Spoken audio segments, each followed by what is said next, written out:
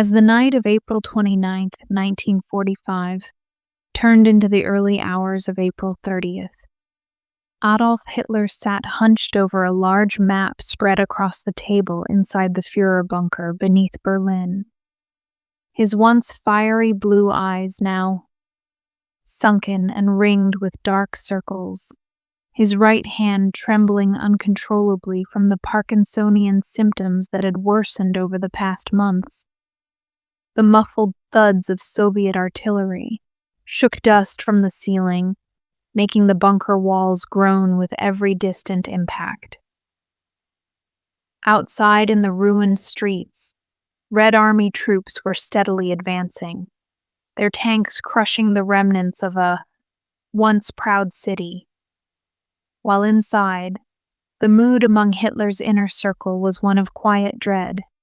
Eva Braun, now officially his wife after their hurried civil marriage just hours earlier, sat nearby, dressed in a simple dark blouse and skirt.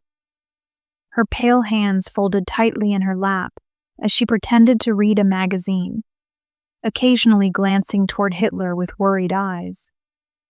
General Wilhelm Burgdorf, Martin, Bormann, and Joseph Goebbels moved between rooms, whispering about the inevitable, trying to appear composed but visibly shaken. Hitler summoned his secretary Traudl Junge to begin, dictating his last will and political testament. And though she had typed countless documents over the years, her fingers now hovered above the keys with unusual hesitation. The room felt colder than it should have. Even for a reinforced bunker buried deep underground, Hitler's voice cracked as he spoke, sometimes lapsing into bitter rants about betrayal and the failure of his generals.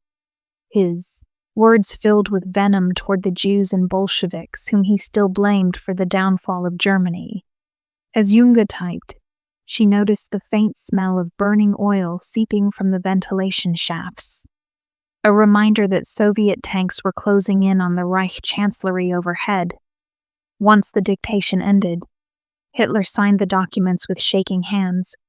Bormann and Goebbels witnessed the signatures, the ink barely dry before the papers were locked away in a metal box for delivery to Admiral Dönitz, whom Hitler had named as his successor in the north. Afterward, Hitler sat silently for a long time, staring at the floor, lost in thought, his pale lips barely moving. Eva stayed by his side, her loyalty to him unwavering even as the walls seemed to close in around them. A few hours later, Hitler called for Heinz Linge, his longtime valet, giving precise instructions for the destruction of his and Eva's bodies after their deaths, referencing Mussolini's fate at the hands of angry mobs. Hitler insisted their corpses must not fall into Soviet hands. Linge listened in silence, nodding with a heavy heart as he memorized every detail. As dawn approached, Soviet shelling intensified, the ceiling lights flickering with every nearby explosion. In the adjacent rooms, Dr. Ludwig Stumpfegger and Dr. Werner Hasse prepared cyanide capsules at Hitler's request, testing one on Blondie, Hitler's beloved German Shepherd.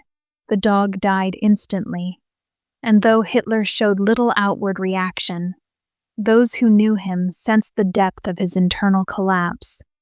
With Blondie gone, Hitler retreated further into despair, pacing inside his study, muttering under his breath about betrayal and destiny.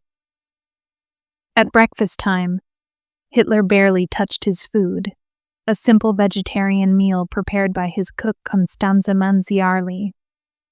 Eva tried to coax him into eating, but he waved her off, staring blankly at the wall.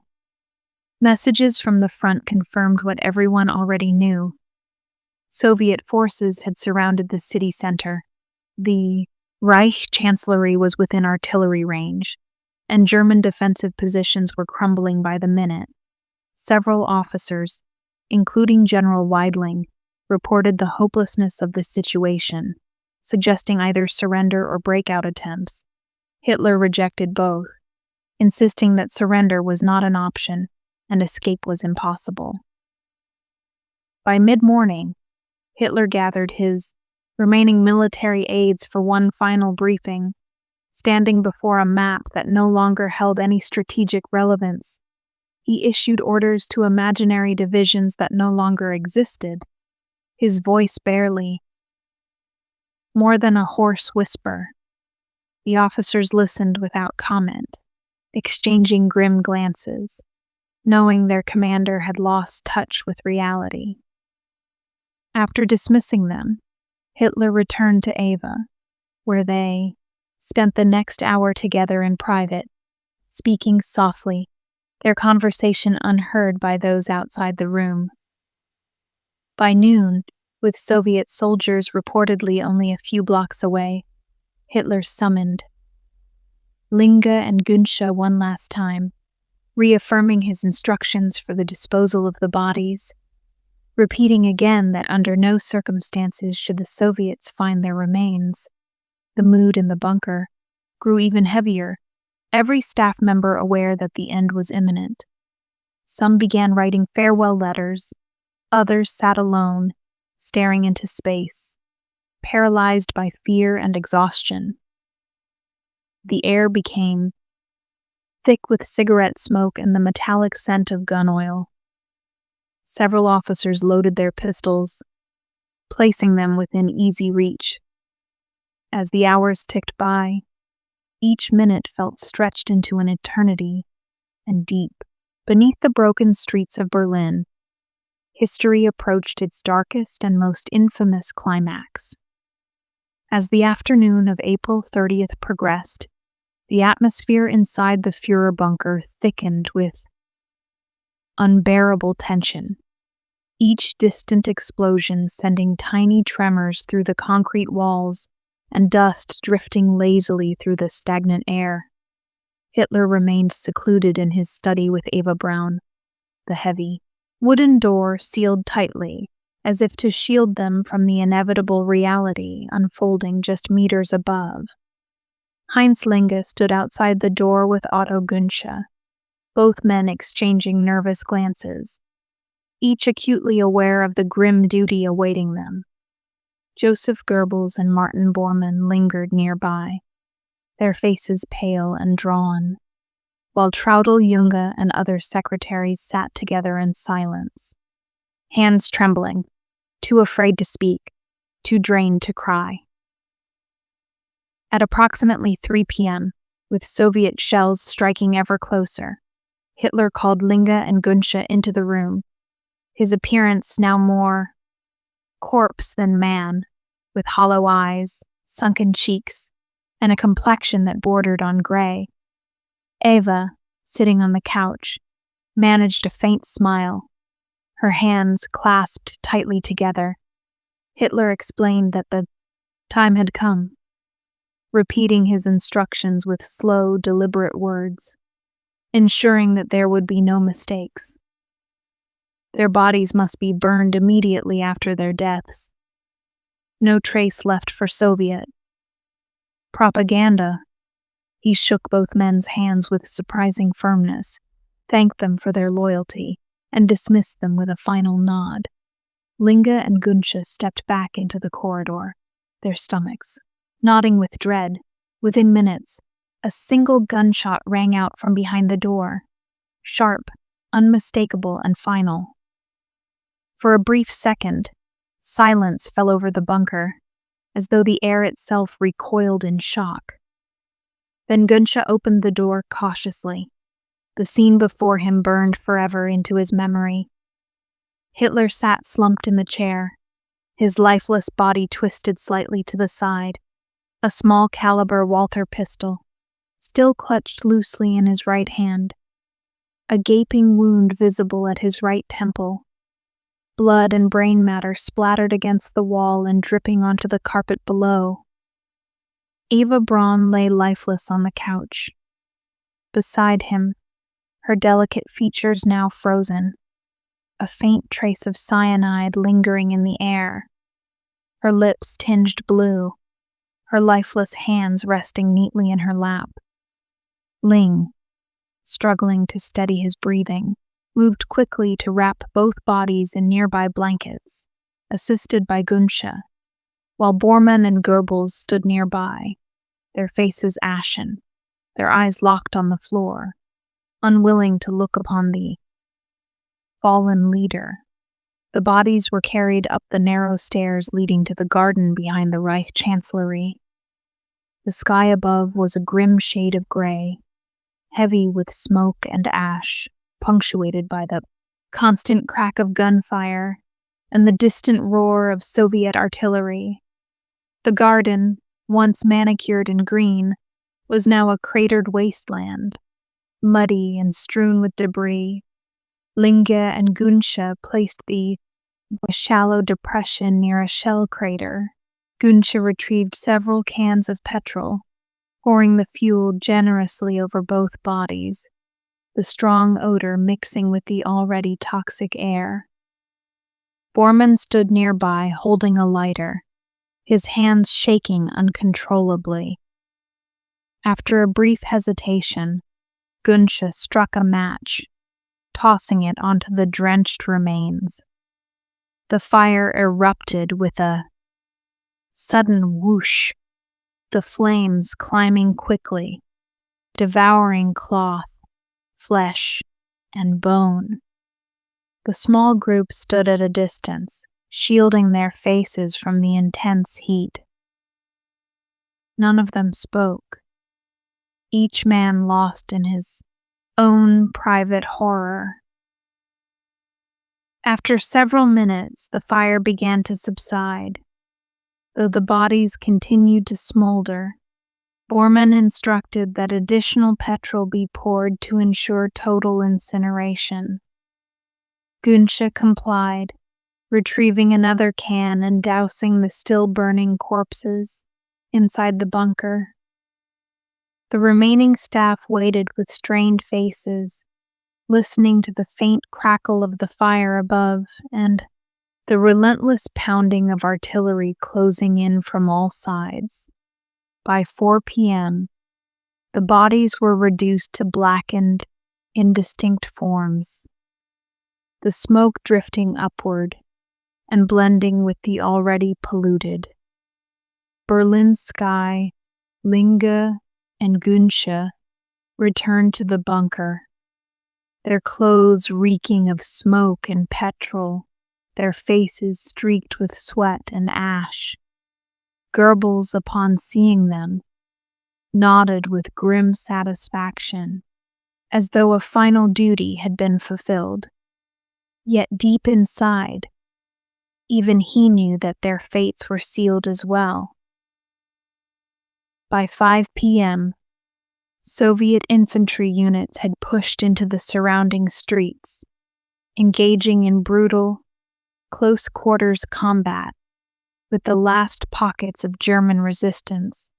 Gunfire echoed through the ruins, every blast shaking the bunker walls and causing dust and plaster to rain from the ceilings.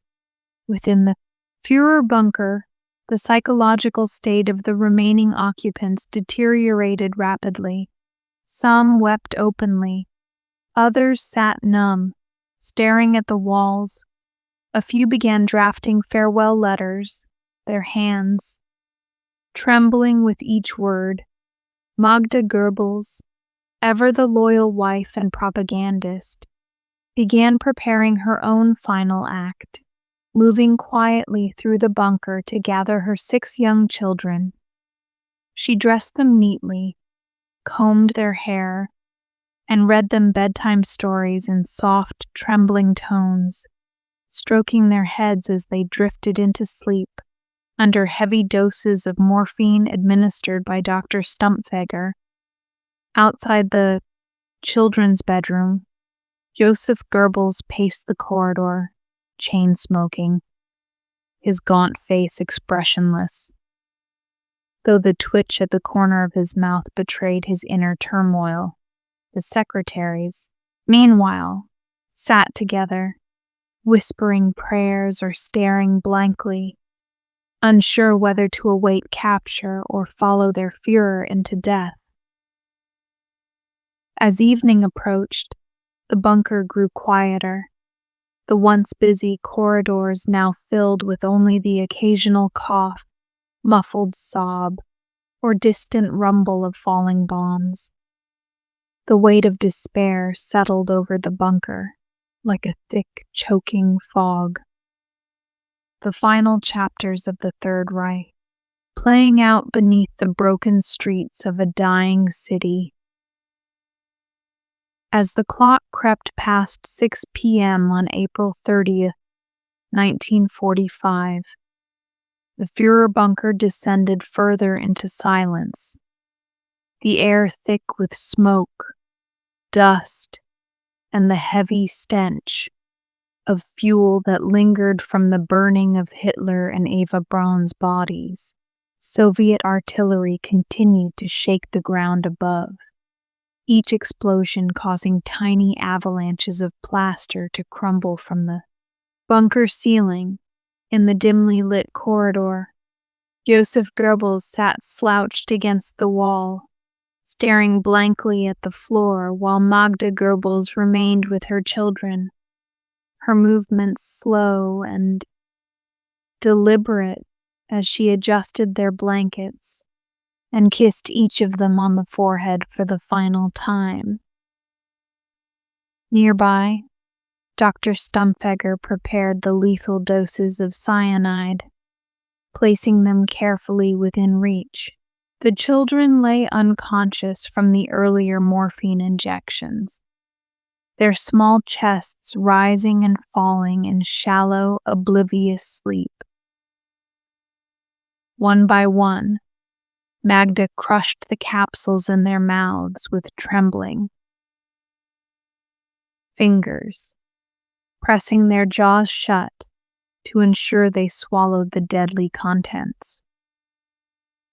With each lifeless body, her face grew paler, her hands colder, her tears falling silently onto their soft hair. After completing the dreadful task, she stood motionless, her gaze fixed on the small forms that just moments ago had breathed, laughed, and called her mother. Joseph soon joined her, and together they stood, embracing.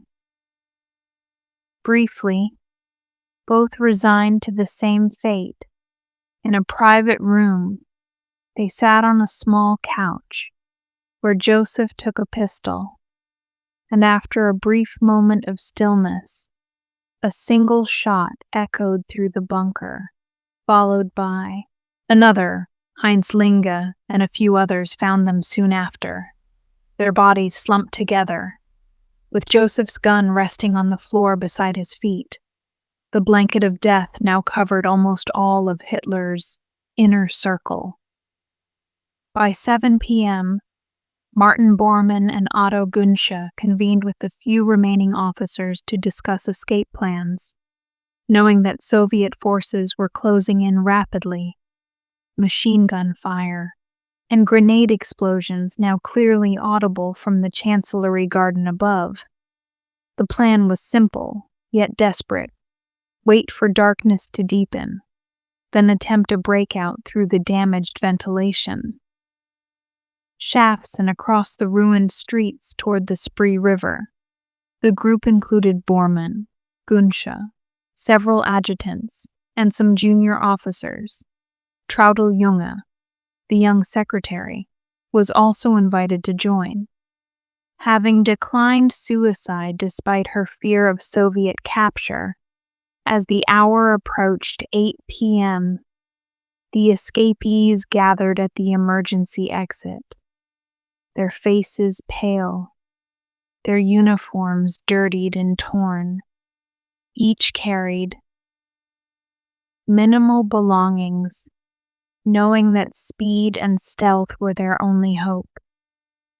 Outside, the city burned, with Soviet flares lighting the night sky like ghostly fireworks. the smell of gunpowder thick in the air.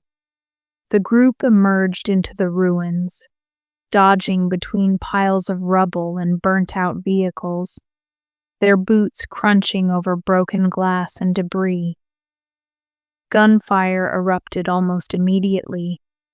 Soviet patrols, spotting movement and opening fire without hesitation. The group scattered, diving behind walls, craters, and abandoned tanks. Some were cut down instantly, others wounded but still crawling. Toward cover, Bormann, carrying a briefcase filled with sensitive documents, was last seen attempting to cross the railway embankment near the Lehrter Bahnhof, his ultimate fate, remaining a mystery for decades until skeletal remains would later be unearthed and identified. Günsche and a few others managed to reach temporary cover, though most were eventually captured within hours or days.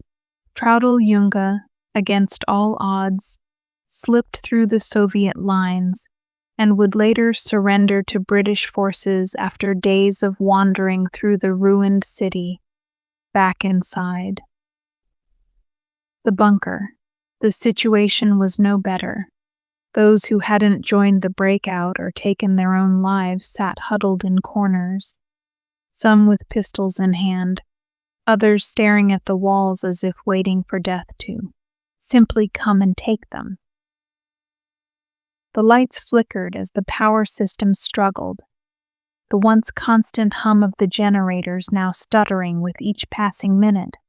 At around 9 p.m., Soviet soldiers breached the upper levels of the Chancellery complex, moving room to room with weapons raised, systematically clearing each section, executing or capturing any German soldiers they encountered.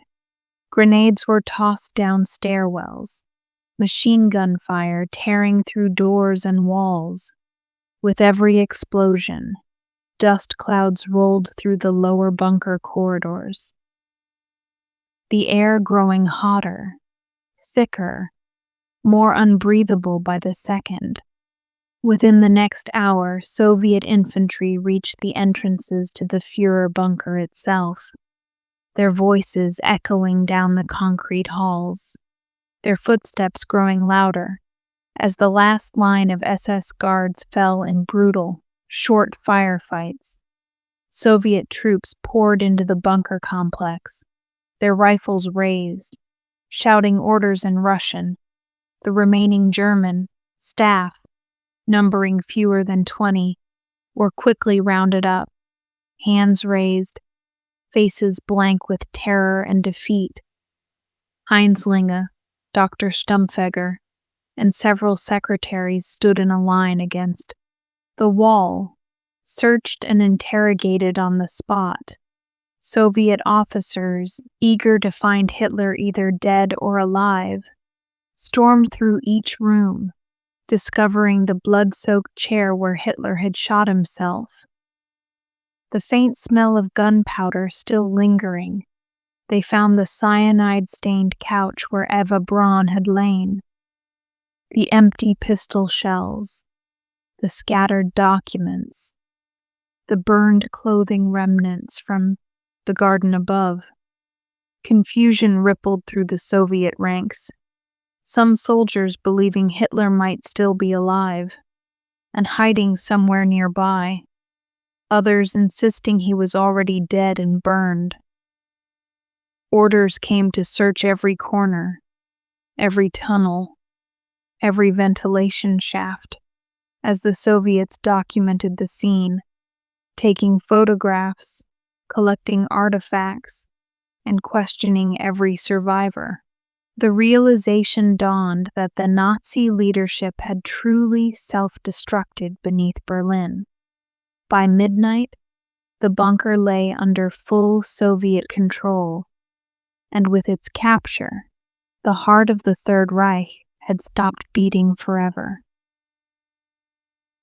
As the first day of May 1945 began, The air inside the Führer bunker was filled with a strange mix of stillness and commotion. Soviet soldiers moved through the dim corridors with calculated precision, their weapons always at the ready, barking questions in Russian to terrified German survivors. The secretaries, including Traudl Junge, Gerda Christian, and others, stood against the walls, pale, trembling, uncertain if their lives would be spared or taken in the next few minutes. Heinz Linge and Dr. Stumpfegger, though captured and interrogated, kept their faces expressionless, knowing that their roles in Hitler's final moments would soon come under brutal Soviet scrutiny. Soviet officers began seizing every document, weapon, and item of interest they could find, photographing the scene of Hitler's death, examining the stained carpet, the empty pistol, the broken ampules of cyanide scattered on the floor. They collected charred remains from the garden outside, hoping to identify. The bodies burned there, though the extreme damage made immediate recognition impossible, as word of Hitler's death reached Joseph Stalin, deep within the Soviet command center. The dictator reacted with cold suspicion, refusing to believe the reports without undeniable forensic proof.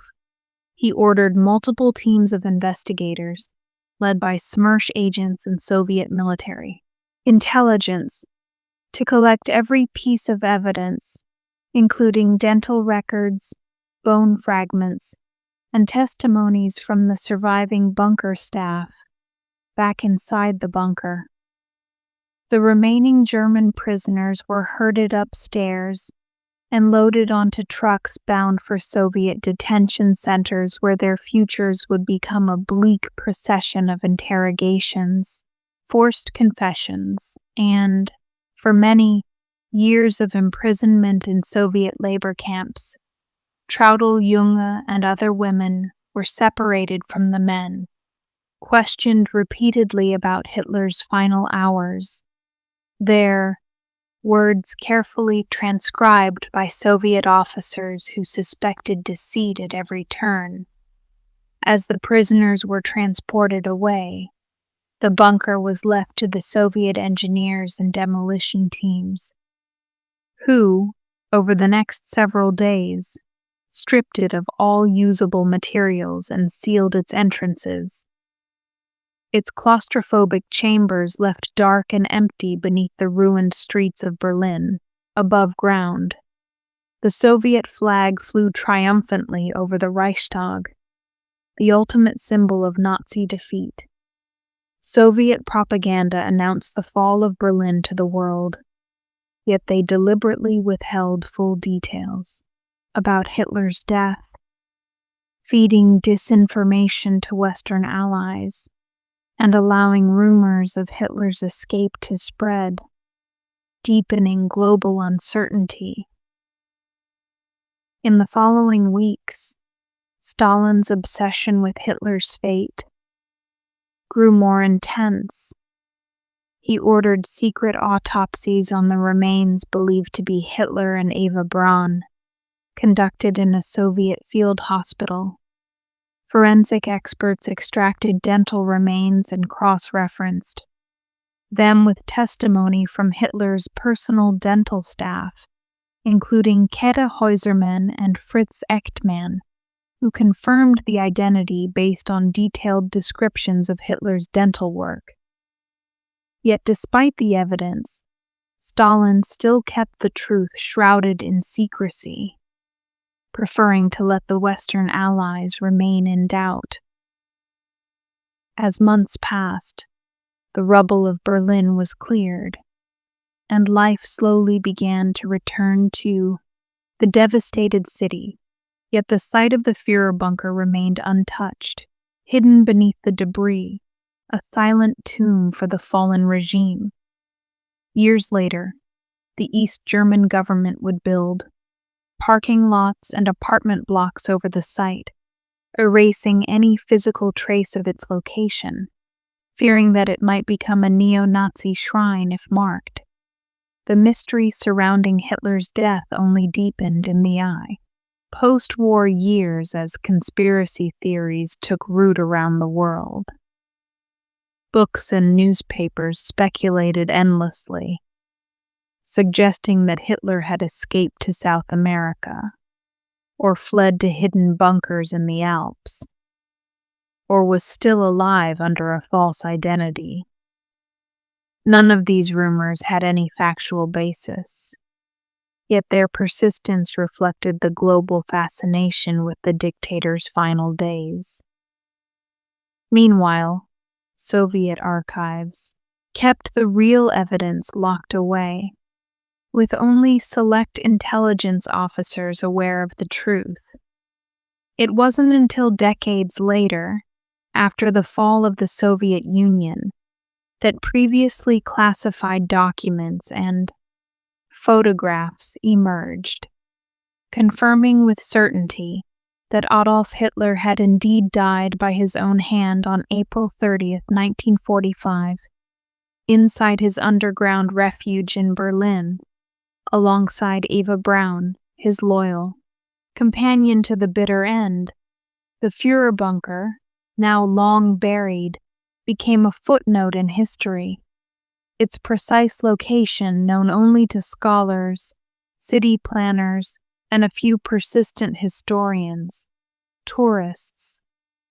Visiting Berlin today, walk unknowingly over the ground beneath which Hitler's twisted empire met its fiery conclusion, unaware that just meters below their feet, the final 24 hours of the Adolf Hitler's life had unfolded in a mixture of fear, betrayal, fanatical loyalty, and inevitable destruction. The bunker itself remains sealed, a relic entombed under concrete and earth, forever tied to one of the darkest chapters in human history.